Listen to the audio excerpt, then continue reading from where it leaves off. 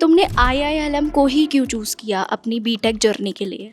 According to you Nishant, जैसे कि आपका कोडिंग पे क्या है कि आप जो स्टूडेंट बीटेक करने आ रहे हैं स्पेशली CSE के लिए देख रहे हैं, तो यहाँ से उनको कोडिंग के लिए कितना सपोर्ट मिलेगा? तो अगर 12th में कम भी पढ़ा है या नहीं भी पढ़ा, कुछ टॉपिक ऐसे हैं जो नहीं भी पढ़े होते हैं, तो आप उनको कॉलेज में आके कवर अप करके फिर कॉलेज के साथ में चल सकते हो। ऐसे नहीं है कि कॉलेज वाला सब सर के ऊपर से जाएगा। कॉलेज से इंटर्नशिप का क्या रहा है कि आपने कितना इंटर्नशिप यहाँ पे देखा है, एक्सप्लोर किया है और कितना? तो टीचर काफ़ी सपोर्टिव है और हेल्प कर देते हैं अगर किसी बंदे को जेन्युइनली हेल्प चाहिए। Hello guys, welcome again to my YouTube channel. So guys, जैसे कि मैंने प्रॉमिस किया था कि मैं ढेर सारे रिव्यूज़ आप लोगों के लिए लाने वाली हूँ, तो फाइनली मैं एक और स्टूडेंट रिव्यू लेकर आ गई हूँ आप लोगों के लिए, आप लोगों की डिमांड पे। तो ये एक स्टूडेंट है जो कि जिसका मतलब ये CR है बेसिकली हमारे क्लास का। तो इसकी क्या जर्नी रही, कैसे ये पढ़ाई, क्योंकि आप लोगों ने सारा मेरा जो प्रीवियस में स्टूडेंट रिव्यू रहा है उसमें मैंने ये सब बताया, एडमिशन प्रोसेस क्या रहता है क्या नहीं रहता, वो सब आपको क्लियर हो गया होगा। और नहीं भी क्लियर हुआ, डिस्क्रिप्शन में नंबर है, कॉन्टैक्ट करके मुझे पूछ सकते हो एडमिशन कैसे लेना है कैसे नहीं लेना, वो सब आप मुझे कॉन्टैक्ट करके पूछ सकते हो। अभी हम आपको क्लियर करने वाले हैं कॉलेज में आने के बाद CGPA कैसे मेंटेन आप कर सकते हो, क्या क्या पढ़ा या जाता है, वो हम एक टॉपर के थ्रू आप लोगों को बताएंगे। क्योंकि मैं भी CGPA मेंटेन करके रखती हूँ बट स्टिल मैं टॉपर नहीं हूँ, तो हम इनकी गाइडेंस से आप लोगों के हेल्प करेंगे कि आप कैसे अपना यहाँ पर आके मेंटेन कर सकते हो।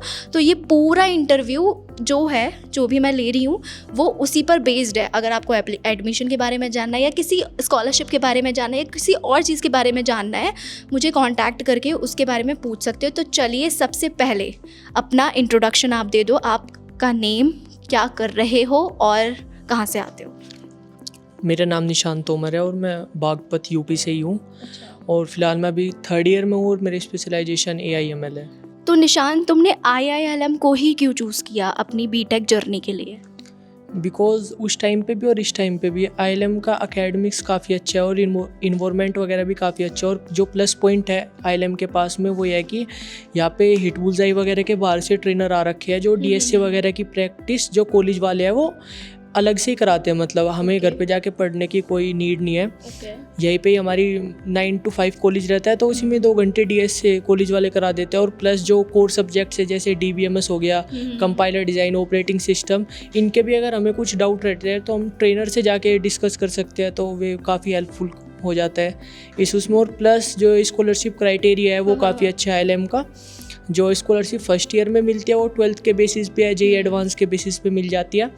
आफ्टर डैट अगर आपको वो स्कॉलरशिप चाहिए, कंटिन्यू करानी है, तो आप एक स्पेसिफिक CGPA होती है उसको मेंटेन कीजिए। और प्लस कोई भी बैकलॉग्स वगैरह नहीं होने चाहिए। तो बैकलॉग नहीं होना चाहिए। हाँ, बैकलॉग्स नहीं होने चाहिए कोई भी, और एक अच्छी CGPA मेंटेन कीजिए तो आपको जो आपकी वो स्कॉलरशिप है फर्स्ट ईयर में मिलती है जितनी, वो कंटिन्यू हो जाएगी। हाँ, ये चीज़ आप माइंड में रखना। तो आई होप ये भी आपको क्लियर हो गया होगा, क्योंकि मैंने बहुत सारी वीडियोस आपको बताई हैं बट कुछ वीडियोस में ही मैंने ये बताया कि कंटिन्यू आप अपनी बैकलॉग एंड ऑल ये नहीं आपका होना चाहिए, वरना आपकी स्कॉलरशिप चली जाती है। तो ये आई होप क्लियर हो गया होगा। चलो, अब दूसरा चीज़ मुझे ये बताओ कि आप जब आए थे IILM में तो आपने क्या मतलब अपना एकेडमिक्स में क्या क्या पढ़ाई किया और क्या आपको कोडिंग में क्या आपने अपना जर्नी कैसे स्टार्ट की? पहले ये बताओ, आपने एकेडमिक्स में क्या क्या पढ़ाई किया, फर्स्ट सेम में, सेकंड में, थर्ड में? Being a computer science student, जो फर्स्ट ईयर में या फर्स्ट सेमेस्टर में जो भी सब्जेक्ट होते हैं वो काफ़ी 12th फ्रेंडली होते हैं। मतलब जो 12th में पढ़ लिया उसी से रिलेटेड होते हैं। ये मतलब कॉलेज वाले ये नहीं चाहते कि स्टार्टिंग में ही बच्चे को हम कंपाइलर डिज़ाइन पढ़ा दे, वो कोडिंग वोडिंग पढ़ा दे, जिससे बच्चे को काफ़ी टफ ना लगने लगे। तो जो फर्स्ट ईयर में सब्जेक्ट होते हैं जैसे कि फिजिक्स हो गया, क्वांटम फिजिक्स वगैरह आ जाता है, जो 12th की फिजिक्स होती है उससे थोड़ा एक स्टेप अबव आ जाता है। मैथमेटिक्स में भी सेम चीज़ होती है, जो 12th तक पढ़ते हैं उससे थोड़ा एक स्टेप अबव आ जाता है। और प्लस एक ये ना कोडिंग सब्जेक्ट देते हैं फर्स्ट सेम में ही, जैसे C दे दिया, C पढ़ा दिया इन्होंने, फिर ये हो गया फर्स्ट सेमेस्टर का। सेकंड सेम में क्या होता है कि DSA आ जाता है C से, जो हमने C लैंग्वेज किया, और एक कोई नई लैंग्वेज को इंट्रोड्यूस कर देते हैं जैसे पाइथन या जावा। और प्लस जैसे फिजिक्स 2 आ जाता है, मैथमेटिक्स 2 आ जाता है, वो एज इट इज़ रहते हैं। लेकिन जो कोर कंप्यूटर साइंस के जो सब्जेक्ट्स आते हैं वो 3rd सेमेस्टर ऑनवर्ड्स आते हैं। जैसे थर्ड सेम में फिर DBMS आएगा, COA आएगा, आफ्टर डैट फिर ऑपरेटिंग सिस्टम आ जाता है, फिर कंपाइलर डिज़ाइन, वेब टेक्नोलॉजी। तो ऐसे ऐसे धीरे धीरे ना लेवल बढ़ता रहता है सब्जेक्ट्स का। ठीक है, तो आपको क्या लगता है जो स्टूडेंट 12th में थोड़ा वीक है और मतलब थोड़ा होता है, मेरे पास बहुत सारे डाउट आए थे ऐसे स्टूडेंट्स के कि दीदी हमारा 12th में इतना अच्छी मैथ्स नहीं है, तो हमें कॉलेज में आने के बाद क्या स्ट्रगल करना पड़ेगा, क्या वो एक बार क्लियर कर दो कि उन लोगों के लिए उन्हें स्ट्रगल करना पड़ेगा या? क्योंकि अकॉर्डिंग टू मी यहाँ पे आने के बाद आपको मतलब ये होना चाहिए 12th में थोड़ा पढ़ के आना चाहिए, बट अगर नहीं भी पढ़ा है तो शायद यहाँ पे आके मेंटेन हो जाएगा। तुम्हारा क्या पर्सपेक्टिव है इस चीज़ पे?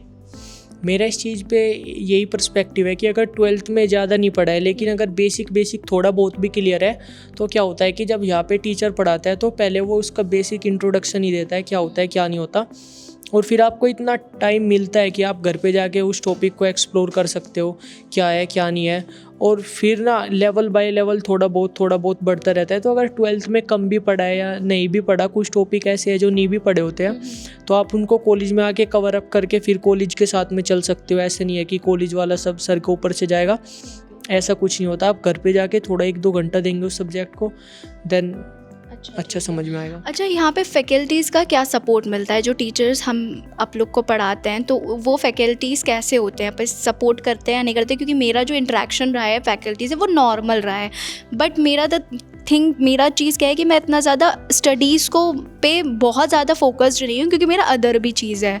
तो मैं बिल्कुल एग्ज़ाम के एंड मोमेंट पे पढ़ती हूँ, तो CGPA थोड़ा मेंटेन रहता है। अब आप लोग का क्या रहता है? आप लोग फैकल्टी से कनेक्टेड हो, CRO, तो आप लोगों का क्या पर्सपेक्टिव है? फैकल्टीज़ आप लोगों के लिए जितना भी आपने एक्सप्लोर किया है, फैकल्टी से कनेक्शंस अच्छा होता है आप लोगों का, तो वो कैसी हैं? सपोर्टिव है या थोड़ा खड़ूस है? जो इसमें मेरा एक्सपीरियंस रहा है वो ये रहा है कि फर्स्ट ईयर में डिस्क्रीट मैथमेटिक्स सब्जेक्ट था, फर्स्ट नहीं थर्ड सेम में था। तो उसमें क्या था कि कुछ सिलेबस ना कंप्लीट नहीं हो पाया था। काफ़ी बार ऐसा हो जाता है कि सब्जेक्ट कंप्लीट नहीं होता, कभी छुट्टी ज़्यादा हो जाती है, हॉलीडे वगैरह आ जाते हैं, टीचर को भी कुछ अपने काम होते हैं, तो क्लासेस नहीं ले पाते। लेकिन फिर हम टीचर के पास में गए, उनसे बात की, तो टीचर ने हमें एक्स्ट्रा क्लासेस ली थी हमारी और उसमें कवर अप करा दिया था, जबकि उस दिन सैटरडे था। फिर भी टीचर आए थे, तो टीचर काफ़ी सपोर्टिव है और हेल्प कर देते हैं अगर किसी बंदे को जेन्युइनली हेल्प चाहिए इन टर्म्स ऑफ मतलब अकेडमिक्स में भी, और वैसे भी अगर किसी को भी बाहर से भी अगर वो कुछ पढ़ रहा है और उसको कुछ समझ में नहीं आ रहा, देन टीचर हेल्प कर देते हैं।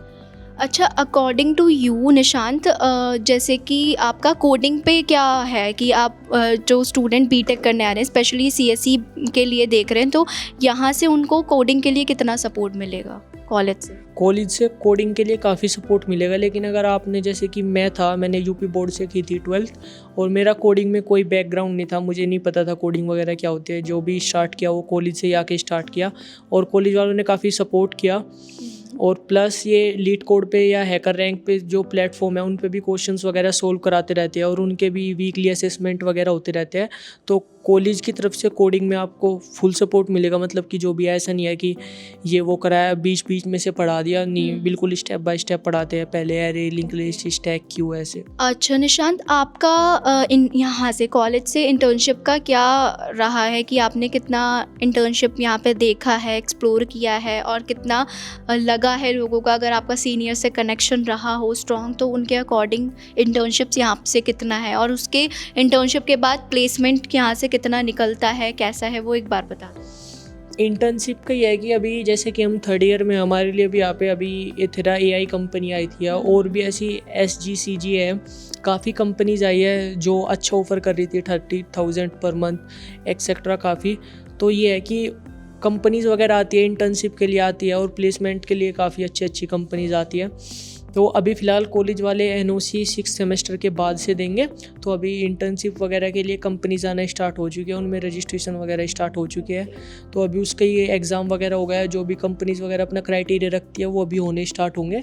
बाकी कंपनीज वगैरह इंटर्नशिप के लिए भी और प्लेसमेंट के लिए भी काफ़ी अच्छी आती है।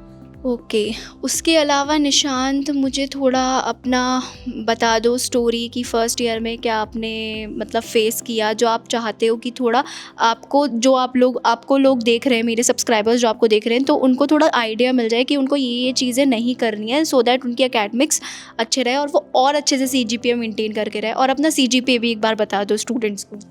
मेरा अभी तक 5th सेमेस्टर का CGPA 9.8 है पूरा एवरेज मिला के। फर्स्ट सेम में 10 आई थी, फिर 9.8, फिर 9, फिर 10 आई, फिर 9.9, ऐसे ही। तो टोटल मेरा अभी तक 9.8 है।